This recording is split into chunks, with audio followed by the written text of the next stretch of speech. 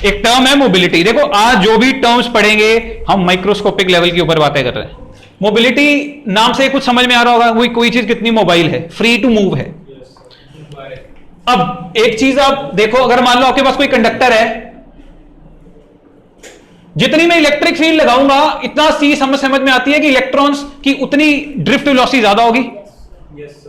यहां पे भी दिखाई दे रहा है drift velocity directly proportional electric field. ऐसा बोल सकते हैं जितना स्ट्रॉन्ग फील्ड होगा उतना ज्यादा ड्रिफ्ट वेलोसिटी होगी उसकी। और ड्रिफ्ट वेलोसिटी किसके ऊपर डिपेंड करती है? मास के ऊपर। इलेक्ट्रॉन है उसका अपना मास, अगर यही मैं प्रोटॉन ले लेता तो उसका अपना मास होता। क्लियर है बात? Drift velocity mobility is defined as drift velocity gained per unit applied electric field. क्या मतलब हुआ? अगर मैं इलेक्ट्रिक फील्ड कितनी अप्लाई करता हूं? 1। यही है ना drift velocity per unit electric field. Are you getting? That means how much drift velocity a charge carrier will gain on applying how much electric field? 1 unit. चीज समझ में आ रही है? I have used the word charge carrier. अभी तक हम किस चार्ज कैरियर की बात करते आ रहे हैं? इलेक्ट्रॉन्स। ठीक है, अब चार्ज कैरियर तो कुछ और भी हो सकते हैं, आयंस भी हो सकते हैं। इलेक्ट्रोलाइट्स के अंदर चार्ज कैरियर्स कौन होते हैं? आयंस। सेमीकंडक्टर के अंदर free electrons as well as holes. ठीक है, और क्या कहते हैं गैसेस के अंदर it can be proton as well. Remember? So mobility किसी भी चार्ज कैरियर की कैसे डिफाइन होती है? वो कितनी ड्रिफ्ट वेलोसिटी गेन करता है डिवाइडेड बाय इलेक्ट्रिक फील्ड। या ऐसा बोल रहे हैं वो कितनी ड्रिफ्ट वेलोसिटी गेन करता है पर यूनिट इलेक्ट्रिक फील्ड। कोई दिक्कत समझ में आ रही है? तो मोबिलिटी कितनी हो गई? वीडी अपॉन ई, ई टाउ अपॉन एम। ठीक है, ये इलेक्ट्रॉन है। अगर इलेक्ट्रॉन नहीं है तो अब क्या यूज करेंगे? उसका charge.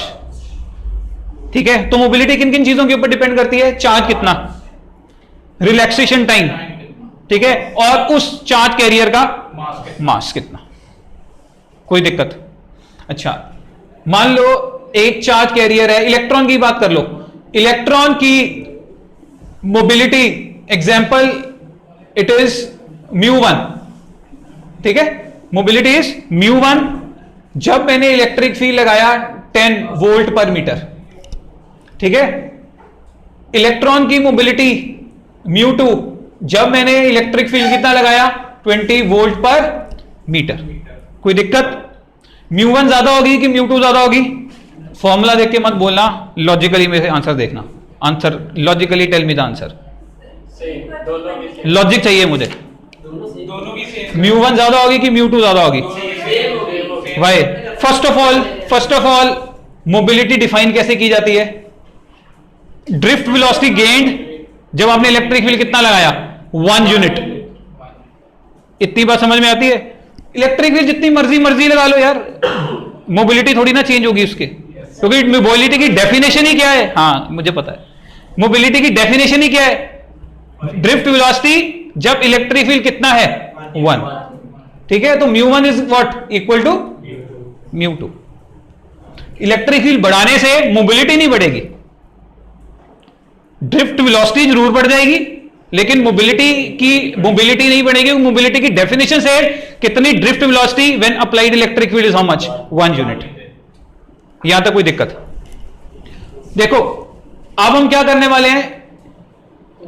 Expression for current, expression for या expression of current in terms of microscopic variables. ठीक है, अब एक चीज उसके लिए क्या करने वाले हैं? एक आपके पास कंडक्टर है, ठीक है, ये एग्जैजरेटेड पिक्चर है। It's a very very very very small conductor. Small है तो लेंथ कितनी? dl। ठीक है, क्रॉस सेक्शनल एरिया तो कुछ भी बड़ा भी हो सकता है। ठीक है, लेंथ ही बड़ी छोटी है, cross sectional area is a। ठीक है जी, अब जब आपने इलेक्ट्रिक फील्ड लगाया, ये पॉजिटिव टर्मिनल, ये नेगेटिव टर्मिनल, उसकी वजह से अंदर इलेक्ट्रिक फील्ड आ गया जी पिक्चर में। ठीक है, इलेक्ट्रिक फील्ड पिक्चर के अंदर आ गया, ये पॉजिटिव ये नेगेटिव, जिसकी वजह से फ्री इलेक्ट्रॉन्स इधर मूव करने लगे। ठीक है, फ्री इलेक्ट्रॉन्स इस डायरेक्शन में किस स्पीड से मूव कर रहे हैं? V D drift. Individual they are moving in a zigzag path, but average behaviour is this way, VD। समझ में आती है ना? बंदा तो फगवाड़े ऐसे ऐसे जा रहा था, सॉरी लुधियाना की तरफ, ठीक है, लेकिन स्पीड क्या बोलूंगा उसकी फगवाड़े की तरफ? 3 किलोमीटर पर, वही जो मैंने लिखा था 3 किलोमीटर पर सेकेंड। समझ में आ रही है ना चीज? हम इंडिविजुअल लेवल पे बात नहीं करेंगे, अब ऑन एवरेज बात करेंगे सबका, ठीक है? तो बोल सकते हैं ना सबका एवरेज इस डायरेक्शन में कितना है? VD 1 mm पर सेकेंड के आसपास की स्पीड। प्लीज इसके अंदर किसी को कोई कंफ्यूजन तो नहीं है ना? अभी सर आपने बोला था कि सर वो इधर उधर जा रहे हैं, अब आप बोल रहे हो कि सारे के सारे इधर जा रहे हैं। डिफरेंस क्या है? समझ पा रहे हो ना? ठीक है, on average they are moving in this way with the speed of VD।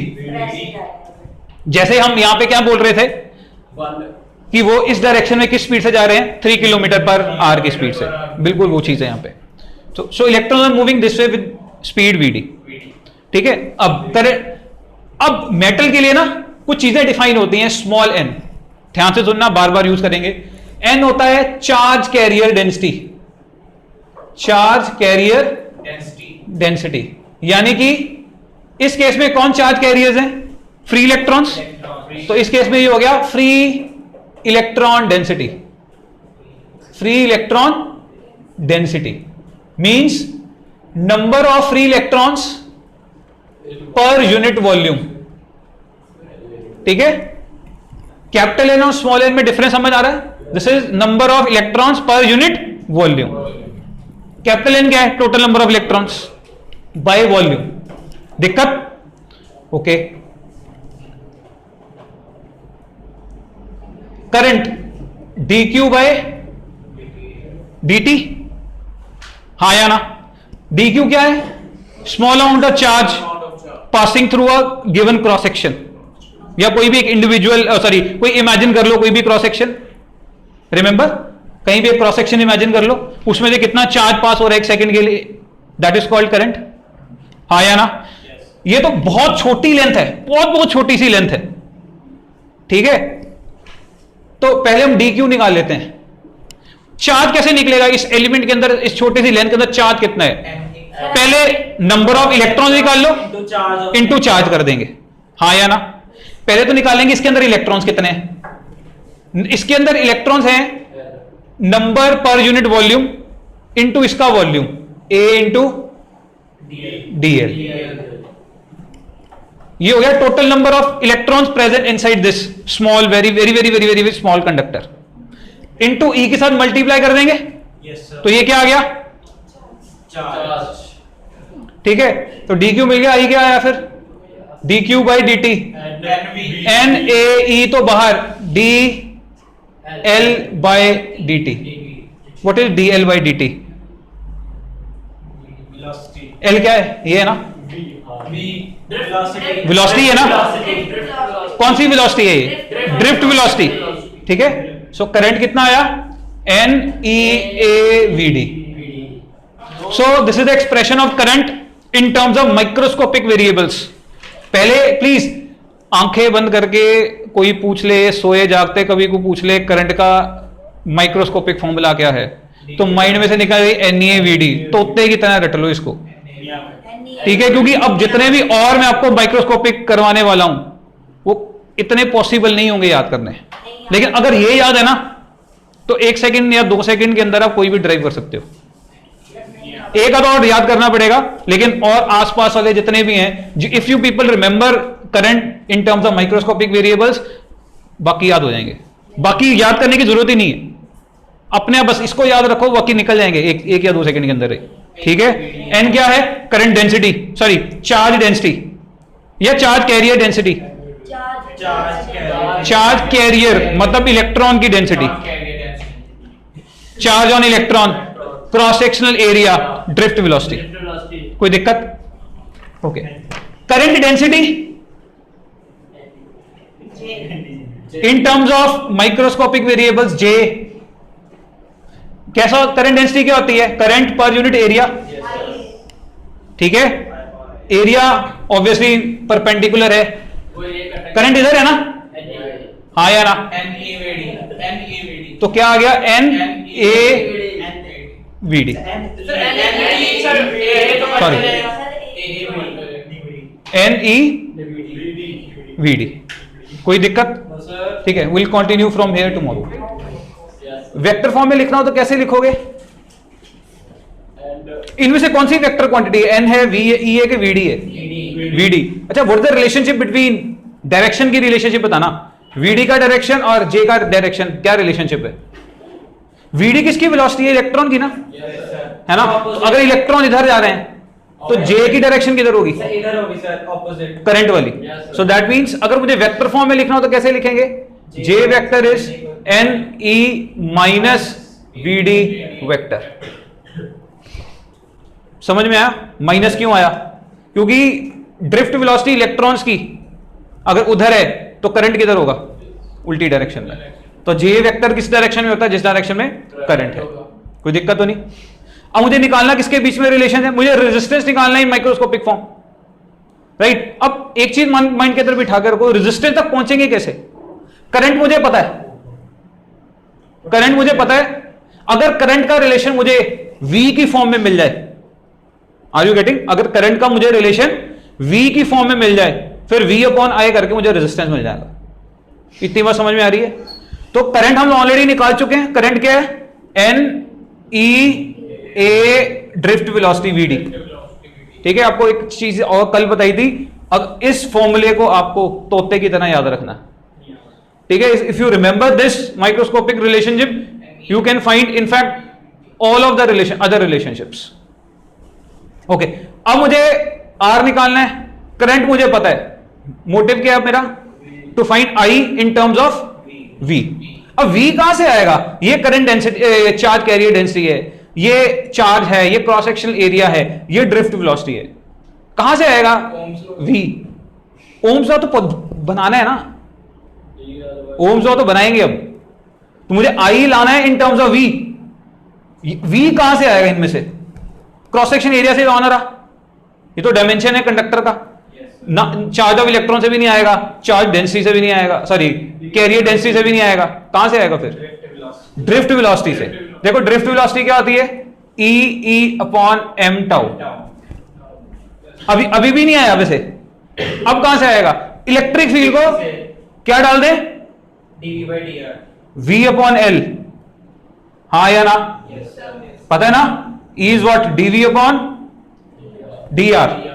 अगर इलेक्ट्रिक फील्ड यूनिफॉर्म है then it becomes equal to delta V upon delta R, और इस केस में डेल्टा V इज V। ठीक है ना? V क्या है? दो एंड्स के बीच का पोटेंशियल डिफरेंस। ठीक है, और डेल्टा R क्या आएगा? उसका length.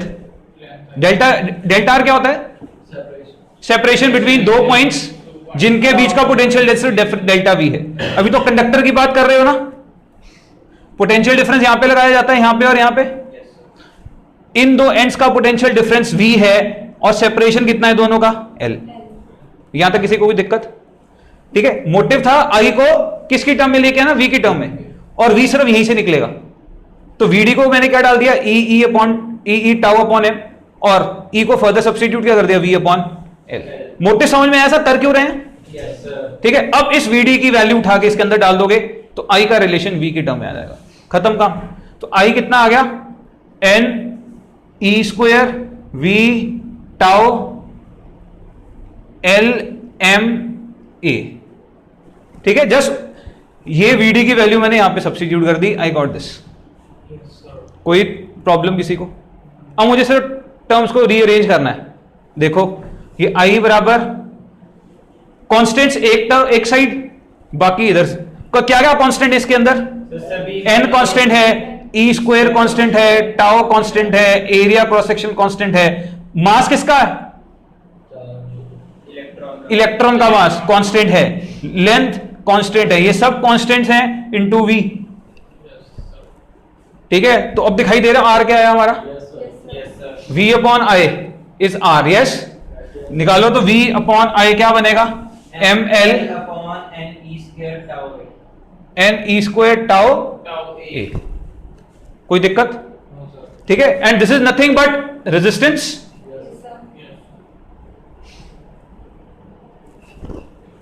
Now see, is it constant? Yes.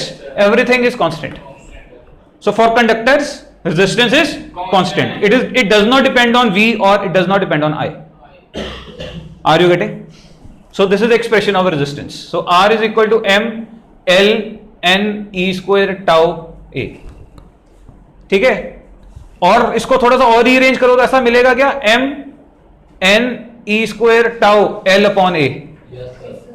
ये क्या चीज है, रेजिस्टिविटी. हाँ या ना, तो रेजिस्टिविटी भी क्या आ गई हमारे पास, M upon N E square tau. ये रेजिस्टेंस और ये resistivity in terms of microscopic variables. यहां तक किसी को परेशानी दिक्कत है तो पूछ लो.